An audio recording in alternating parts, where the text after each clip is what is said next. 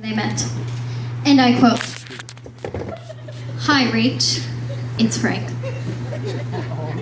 I just want to say hi. I'm sure you're probably sleeping.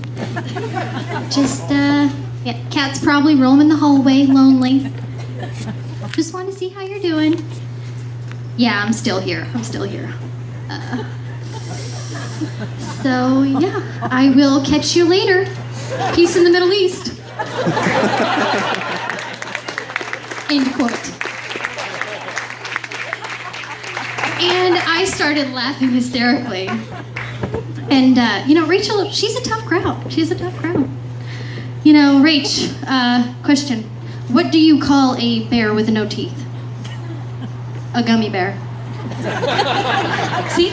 I can only get a laugh out of her like one every 17 jokes, and I'm hilarious. So he must be like America's Next Top Comic funny, America's Next Top Comic? Anyone? Can I speak? That'd be great.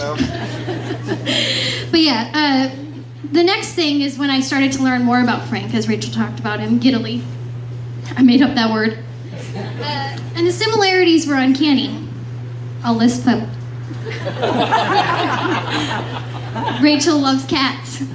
Frank's profile picture at the time was with a live, unchained lion. Cat whisperer right there. Perfect. That'd be a check mark on her list. Rachel loves traveling. I believe Frank has been to Mars. He's been to everywhere that you could possibly go. So there's a check mark. There we go. Rachel loves going to Africa. I learned later on that Frank was actually in Africa at the same time as Rachel. Is that correct? Yes. Check mark. Rachel packs enough luggage for an army every time she travels. The first time Frank stayed at my parents' house, they discovered that they have the same suitcase for an overnight bag. Rachel loves Jesus. I'm sure all of you know that, and she strives every day to live for him. Frank has one channel on his TV, and that's called the WWJD Network. He is plugged in and tuned in, if you know what I'm saying. Check mark. Page 2. Well, Rachel may be the centerpiece of every blonde joke in our family. It's only because she's done so many things in her life that are hilarious. From thinking that Alzheimer's disease was a person named Alice Heimers, to thinking that when she put quarters in the soda machine, she was winning her game as the sodas were dispensed. Made that one up, gotcha. But I do remember one that's quite fond, and it's from about a year ago. Rachel and I went to a restaurant for dinner, and the waiter came over, we ordered our drinks, and he put a beverage napkin down on the table and wrote the word forest. Walked away. Rachel looks at me with the biggest face of bewilderment I've seen in my entire life and says nothing. I look at her and I say, "Rachel, that is not a scavenger hunt map. That is not a place he wants us to go. That is his name, Forest."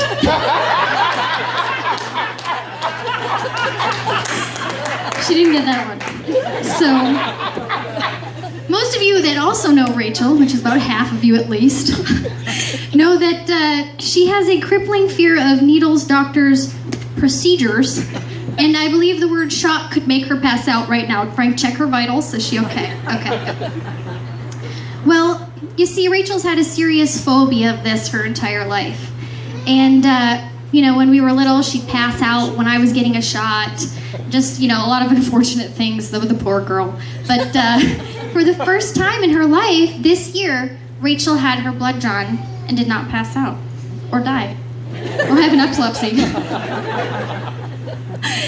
And while I could attribute this to Frank's superhero powers, we all know he is a Spider-Man fan, I'd have to say that the real purpose is that he prayed with her right up to the procedure, and he was there with her that day. So that gives me great hope that she will live a long life and prosper and be safe. So that makes me very good, very happy. Page 3.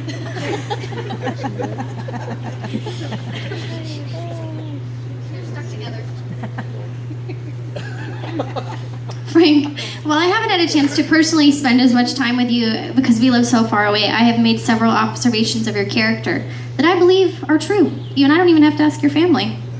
You see, I can confidently say that I know Rachel pretty much better than anyone else. We grew up together, and while we're quite opposite in every way possible, we shared bunk beds. And since I've spent so much time with her, I know that Frank must be an extremely patient human being.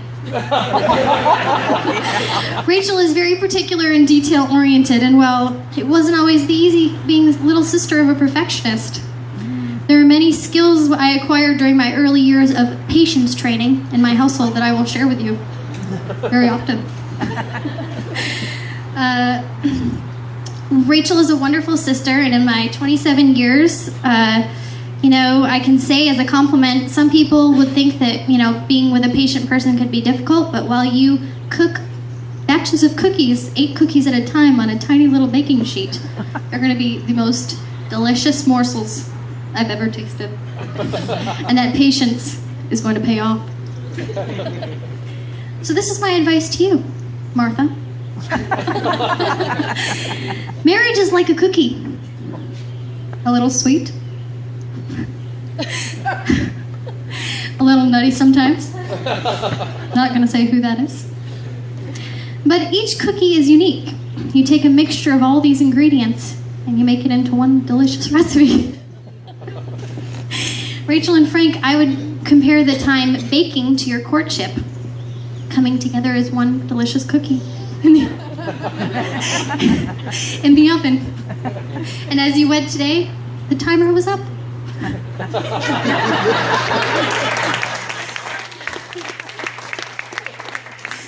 The dinger went off. God pulled you out with his mitts and placed you on a cooling sheet. And now you prepare to be dipped into the milk glass of life.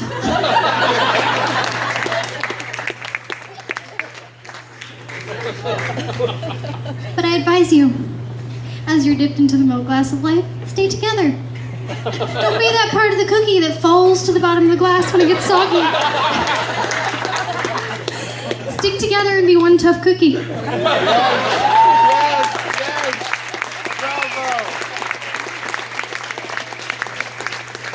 But remember that sometimes it's the soggiest moments that make life sweeter.